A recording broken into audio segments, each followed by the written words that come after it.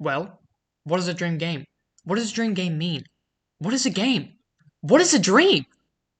This is an interesting question to me, as I've seen so many answers, but personally, I think all that matters is the emotional connection and intent.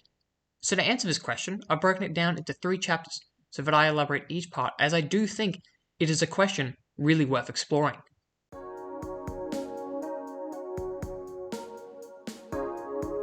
I'm starting off with this, as it is arguably an easier topic to debate on, as this feels more self-explanatory. Most people tend to know what having a dream is.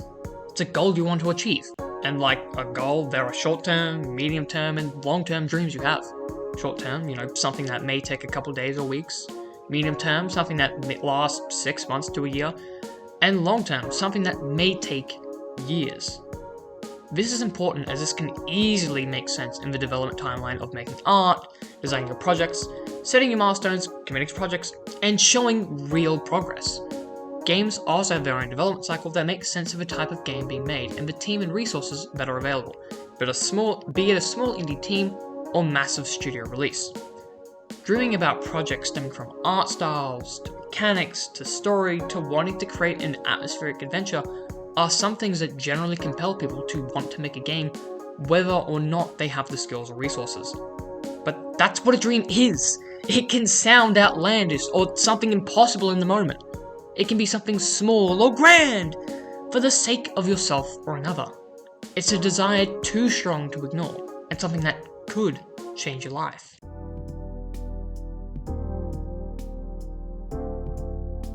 Defining a game is actually something many have pondered.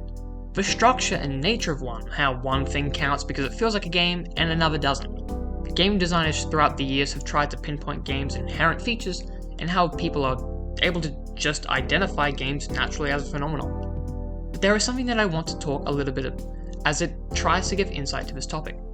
In an inspiring and very well-crafted book, The Art of Game Design by Jesse Schell talks about this in Chapter 4, The Experience Rises Out of a Game. Schell mentions that game designers cannot control experiences nor manipulate how players are supposed to react, but the core features and way you design the game itself can, which makes sense. He also goes on to say that there are no real wrong answers, as strict definitions have yet to be found, and people are welcome to their own take on definitions and the particular features that a game needs. Please comment what you think your own definitions are, what you think the features count. Please share your own opinions, share your own thoughts. I would love to hear that. Otherwise, throughout multiple lenses that he uses to break down creating a game into comprehensive functions, he also uses those same skills and techniques for making a definition. In fact, here are some of the many definitions of games and play out there that were present in the books.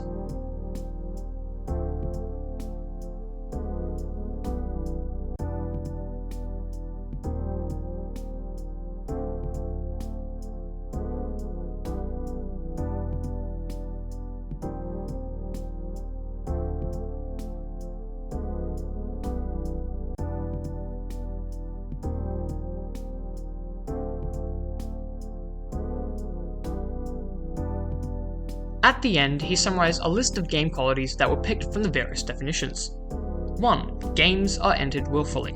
2. Games have goals. 3. Games have conflict. 4. Games have rules. 5. Games can be won and lost. 6. Games are interactive. 7. Games have challenge. 8. Games can create their internal value. 9. Games engage players. And 10. Games are closed, formal systems. Hey, if you're enjoying this video so far, I'd really appreciate it if you would like and subscribe to help me grow this into a cool indie game development channel. Throughout the book, he also mentions a thing I want to quote out that I find actually really interesting. Quotes, it goes, "It does seem odd that something as simple, compelling, and innate to us as the playing of games would require such an unwieldy definition. But maybe we're approaching this the wrong way. Instead of approaching the gameplay experience from the outside in, that is, focusing on how games relate to people, as we have been doing, perhaps we should look from the other direction. How do people relate to games?" Which is, I think, really cool and really interesting. because he went a little bit further into it, asking people, hey, why do you play games? Why do you relate to games? Asking gamers what their own opinion, their views. And essentially, in quotes, this is what it summarized. But there is one answer that people often give when they talk about playing games, which seems to apply to all games. I like solving problems.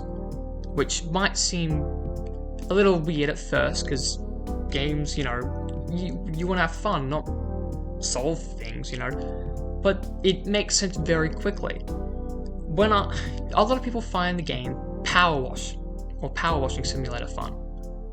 That is a job, and we usually don't think doing a job or having a job is particularly fun, but we find this fun. It's the same way in terms of problems. Yes, it's a problem, but this problem that we're doing feels fun. Of course, he went on to mention that it could be things like find a way to get more points than the other team, find a way to get to the finish line before the other players, find a way to complete this level, find a way to destroy the other player before they destroy you. Because what the problem is in a lot of games is the goal. The goal is the problem. So when it's like in a level, kill enemies in this room, that is the goal, that is the problem.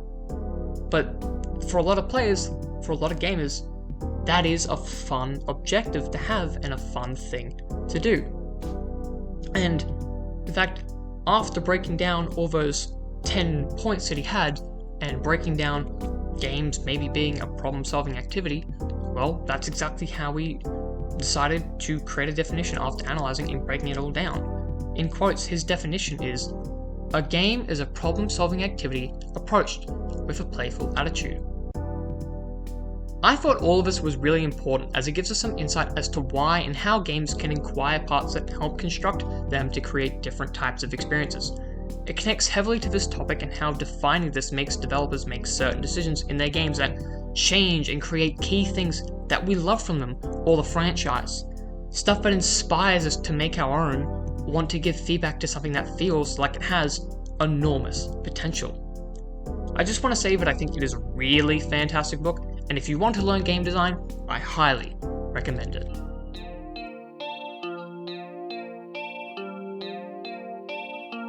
So, what is a dream game? Well, actually, I want to talk about something that's actually frustrated me and was one of the many reasons that actually made me want to make this video in the first place. And that, why is it always when there's an exemplar, or very few people talking about it, of someone that wants to make a dream game, but why is it always, stop, don't make your dream game, don't make the next big GTA or big Souls-like, like Elden Ring. Why does so many times people are talking about a dream game, does it have to be a large game? Why does it have to be the biggest thing anyone can ever make? Because, to me, that never made any sense. To me, I've always wanted to not make the large games. Like, sure, I have games that are large ideas, but I have some that are smaller or medium, and I've seen so many, even on YouTube, or some, devlogs of people wanting to make their dream game, but if you look at what they're making, it's not even close to the next GTA. It's something a lot smaller, but still really nice. And so because of that, because a game can come in any size, and dream can come in any size, I still think you should still pursue your dream game, even if it is in fact large. Because to me, a dream game it's something that you want to make and be proud of. It's something that is devoid from skill or art, game design processes. It's an inherent wish to make an enjoyable experience for the sake of making quality work. That's what I think it is.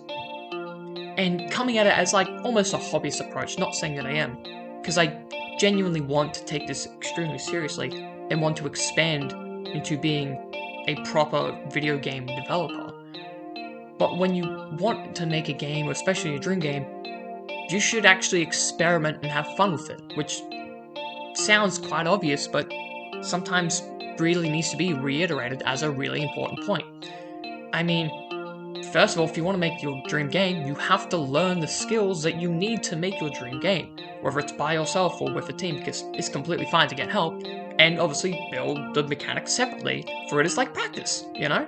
Let's say you wanted to make the next Yu-Gi-Oh! Or Pokemon, trading card game. Start with card drawing mechanics or play mechanics. Want to make the next hit puzzle game? Actually, start simple. Some of the best puzzle games are a few set of mechanics or ideas, like Portal. Make something a game where there's an element works like a basic computer language, like ones and zeros, something that you can be turned on or off, right? Something that works like that, and just explore deeply into that one thing. And try and make a small or even somewhat large game with it.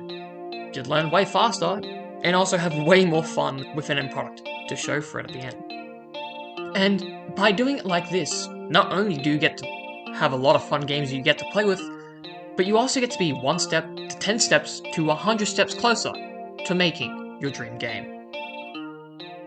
And please share your own thoughts and opinions about dream games and your own dream games if you want. I would really love to see this community grow from something small to something pretty cool.